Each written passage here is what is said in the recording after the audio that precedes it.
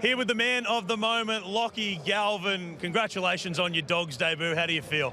No, to come out here and in front of all the home fans and to get a win like that, yeah, it's quite amazing. And the support they shown throughout the whole game and throughout walking here, and that was yeah, quite unreal. And yeah, very happy to be a part of it. And yeah, I loved every minute of it. Not just a win, but a try. What did it feel like to cross in your first game for the Dogs? No, it was amazing. You know, all the boys led up to that. I just finished it off, but yeah, just to get the win with all these boys that have been so good to me the past week, and yeah, I loved every minute of it. And yeah, the club's building something really special here, and yeah, I love being a part of it. How did you feel for the first 60 minutes sitting on the bench? Something you're not used to? Yeah, it was quite weird actually. It was freezing, it was raining, so I had the jumper on. I was trying to get Ciro's attention to get me on faster, but no, it was pretty weird. But coming on, and all credit to our boys. They stuck in there that first 60, and yeah, we just finished it off at the end. But yeah, it was a great win. How have you handled the pressure, the talk? Everyone, it seems everywhere you go is talking about you. How did you feel coming into this game? Oh, I just want to play footy. I shut that out. That's all over now, and that's all in the past. Proper haircut. That's all in the past now. So yeah, I just want to play footy, and I was smiling and enjoying it out there today. So that's all I really want to do. And with these bunch of boys, it's yeah, quite amazing. And the fans got right behind us tonight. It was really cool. How have you felt coming to the club? How have they welcomed you in your first week? Oh, so good. As you can see, when I scored, they all jumped over me. They've been so supportive. They've got behind me and that, and yeah, I've loved every minute of it. And yeah, I just want to keep building with the boys and the club. You came on at halfback, but do you know what the future holds? What position you might feature in the next couple of weeks? No clue. I thought I was coming on at lock, centre. I didn't know. So then Ciro told me go into the halves. So yeah, whatever Ciro wants, whatever the boys need, I'll do. And if we keep winning like that, I'll do anything. Will you keep the haircut? Yeah, I like my haircut. Everyone's back. Nah, jokes. I will. Nah. Thanks for your time, Lucky. Congratulations. Thank you. I appreciate it. Appreciate it, brother. Go well. He'll have to keep his haircut after that win. It's his signature. What a dream start it was for Lachlan Galvin. Very happy there, but why wouldn't he be? His first, you know, his first game in a blue and white jersey for the Bulldogs, gets a try and was effective in the role that he did play. Combined really well. You saw Burton and he, and as I said, they didn't train a lot together, and it was all about connection. But the things that I like is Toby Sexton spoke about it, so did he, next man up mentality.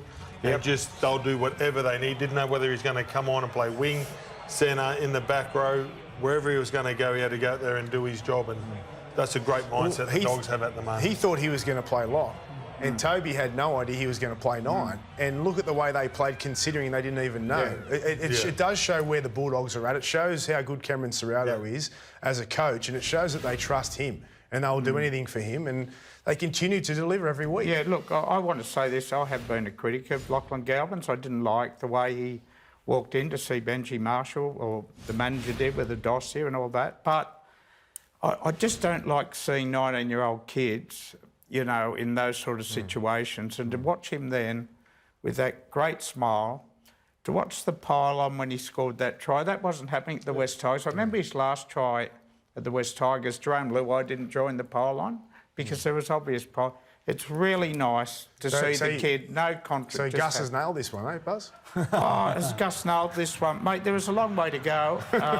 And there is going to be, as I said at the start, Braith, there's going to be enormous fascination about where he fits into this side in the run home to the finals. Yeah, but you got a right not to like the way it was handled. I didn't like the way it was handled either. And it just, you know, there was a bit of a smell, but at least he's come back, he's playing footy, and he'll keep everybody quiet if he keeps on going out and playing the way he does. I think he'll win everybody back. I think he's young, and they said a few of the boys when we interviewed them said he's young, you know, and I think he probably may regret down the track a few ways that he handled certain situations, but he'll learn from it. But there's still a lot to play out here, Buzz. You're right. Like, this was a great performance, and he did a very good job coming off the bench. The Bulldogs were starting to dominate that game. They're going to come up against some tougher opponents. They're going to come up against some, you know, they've got finals at the back end of the year, and they've still got to try and find the best position for him consistently, because they want to have, you know, they want to have, I suppose, they want to gel and have the right combinations heading into the back end where it's important in the season. So there's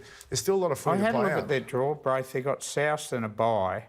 Then during Origin still, they've got Penrith, Broncos, Cowboys, and they're a tough 3 weeks.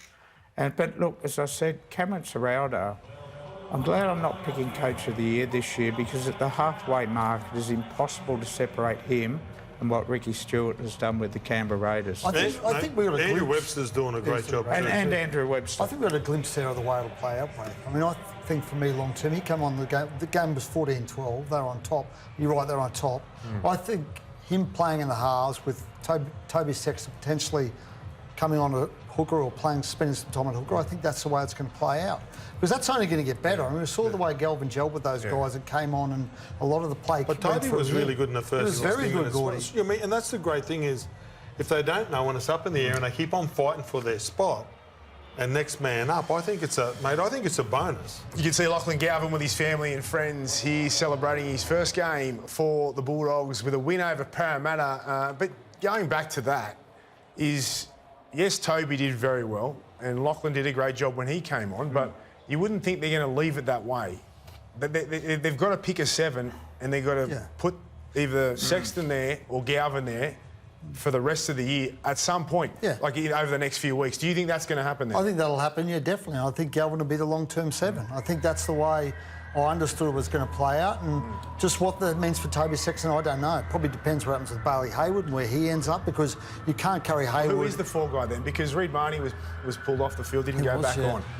But you got Bailey Hayward, and then you had Sexton moving in at 9. Who is the 4 guy? Because it looks like they're not going to move their centres, fullback, or any of that. It's going to be one of them. I think it'll come down to form, I imagine, Braith. But at the moment, I would have thought, well, I don't know who it'll be. I can't imagine it'll be Bailey Hayward, because they seem to have big raps on him. So I think it comes down to either Reid Marnie or Toby Sexton. I imagine in that situation, probably Toby's the one who misses out long term. But the other thing, just away from the football for a sec, the other thing we've got to give Canterbury a massive rap for, and you mentioned at the top, that crowd of 60,000 today. And I read a piece last week that the Bulldogs are on the verge of becoming the most powerful crowd-drawing franchise in New South Wales.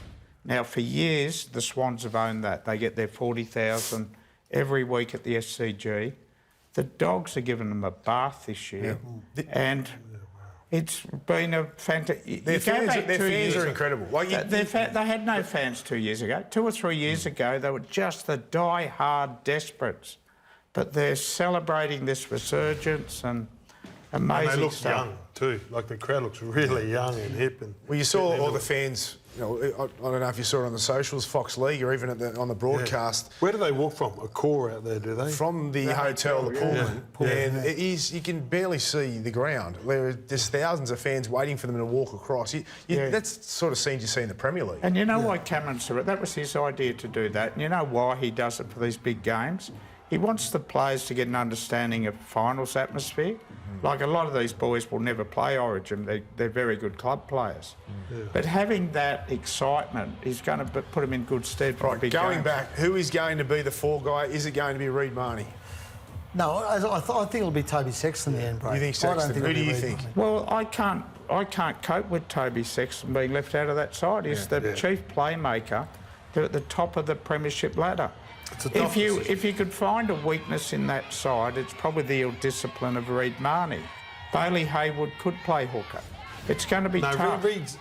Reid's a number 9. He's a genuine. He gives away more penalties. Yeah, I know, but sometimes it's at the right time and they're slowing it down, and he does it for a reason.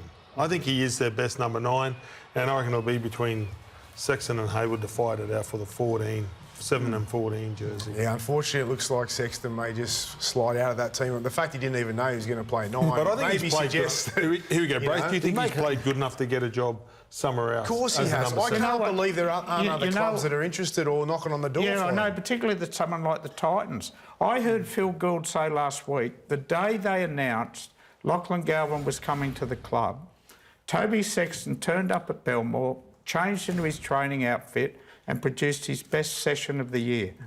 He is taking this as a challenge. I love his attitude. Yeah, so do I. Are they premiership contenders now? We've spoken about this a number of times. They keep getting better though, and again with the injection of Lachlan Galvin, they could take their side to another level now.